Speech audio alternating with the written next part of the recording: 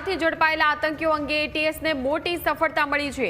આઈએસકેપીના આતંકી મોહમ્મદ સુહેલના આઈએસઆઈએસના કનેક્શનનો ખુલાસો થયો છે। તપાસ દરમિયાન અન્ય ચોંકાવનારી માહિતી પણ સામે આવી છે।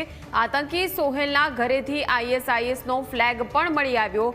આતંકી ડોક્ટર અહેમદના ઘરેથી કેટલાક ડિજિટલ પુરાવા પણ હાથ લાગ્યા છે।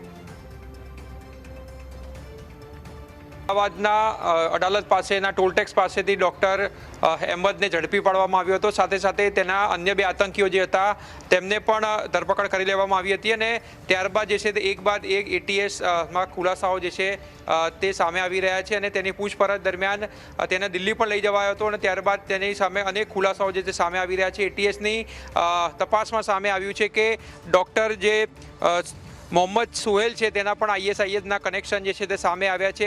સાથે સાથે તેના ઘરની પણ તપાસ જે છે તે કરી છે એટીએસે અને તેમાં પણ તેને આઈએસઆઈએસના જે ફ્લેગ જે છે તે મળી આવ્યા છે। સાથે સાથે ડૉક્ટર આતંકી અહેમદની પણ વાત કરવામાં આવે તો તેમના ઘરેથી પણ અનેક ડિજિટલ પુરાવા મળી આવ્યા છે કે તે કોના કોના સંપર્કમાં હતો ને કઈ રીતે તે આતંકી જે છે તે ષડયંત્ર રચવાના હતા। ખાસ કરીને તેઓ ત્રણેય આતંકીઓ જે છે તે ખાસ કરીને ઝેરી હુમલાઓ જે છે એટલે બાયોટેરરિઝમ કરવાની ફિરાકમાં હતા, પરંતુ એટીએસે સૌથી મોટી સફળતા જે છે હાથ લાગી હતી અને ત્રણેય આતંકીઓ જે ઝડપી પાડવામાં આવ્યા હતા। એટલે હાલમાં તેમની તપાસ જે છે તે શરૂ કરવામાં આવી છે અને વિવિધ પાસાઓ જે છે તેને જોડવામાં આવી રહ્યો છે, કારણ કે દિલ્હીમાં પણ બ્લાસ્ટ થયો અને તેમાં પણ એમની જે સંડોવણી છે આતંકીની આઈએસઆઈની સામે આવી છે। એટલે તમામ પાસાઓની તપાસ જે છે તે કરવામાં આવી રહી છે।